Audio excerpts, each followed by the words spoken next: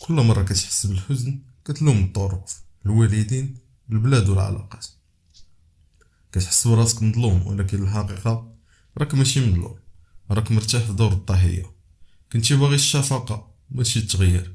اليوم غادي نهضر معاك راجل لراجل، كنوعدك الا سمعتي هاد الكلمات بصدق غادي تبدا كتخرج من الحفرة اللي كنتي حافرها براسك، ماشي بالحياة. عالم النفس ستيفن كاربمان عطانا واحد النظرية سميتها مثلث الدراما، فيها 3 ديال الادوار: الضحية، المنقذ والجلاد. الضحية ديما كيقلب على شي حد ينقذو وكيلوم الجلاد، ولكن ما كيدير والو باش يغير الوضعية. واش عرفتي ان الدماغ كيتبرمج على الراحة النفسية من الشكوى؟ كاين بحث في هارفارد بين ان الناس اللي كيشكيو بزاف كيطلقوا دوبامين بحال المخدرات. يعني الشكوى وادعاء الظلم كيرتاح ليه المخ، ولكن كيدمرك في الحقيقة. الحل هو كل مرة تحس براسك ضحية سول: واش انا فعلا ضعيف ولا غير باغي نهرب من المسؤولية؟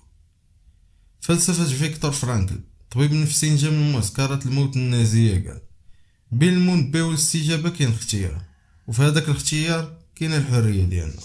بمعنى حتى في أسوأ الظروف عندك الحق تختار كيفاش تفعل. ماشي ضروري تكون غني ولا عايش في دولة متقدمة باش تغير حياتك.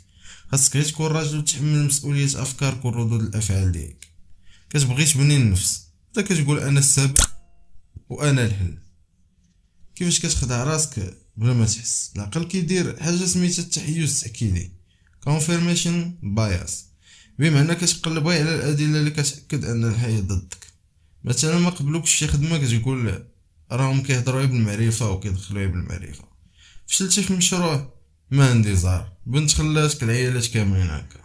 ولكن في الحقيقه ربما ما طورتيش مهاراتك، او ما درتيش بيزنس بلان، او كنتي كلينجي بزاف.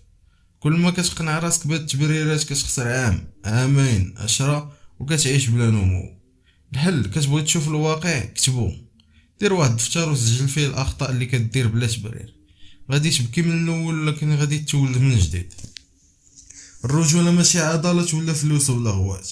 الرجوله هي تكون قادر تواجه راسك وتقول: انا كنت ضعيف هنا، خصني نتعلم، انا ضيعت الوقت ولكن غادي نردو. كاين بحث من يونيفرسيتي اوف بنسلفانيا بين ان الناس اللي كيعترفوا باخطائهم كيتعلموا بسرعه مضاعفه من الناس اللي كيدافعوا على الاغلاط ديالهم.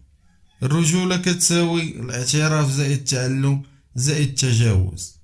راك ماشي ضحيه، راسك هو القائد وافكارك هما الطريق.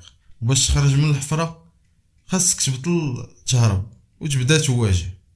ما غاديش يكون سهل، ولكن كنقسم لك غادي تعيش حر، وهاد الحريه سهله التعب كامل.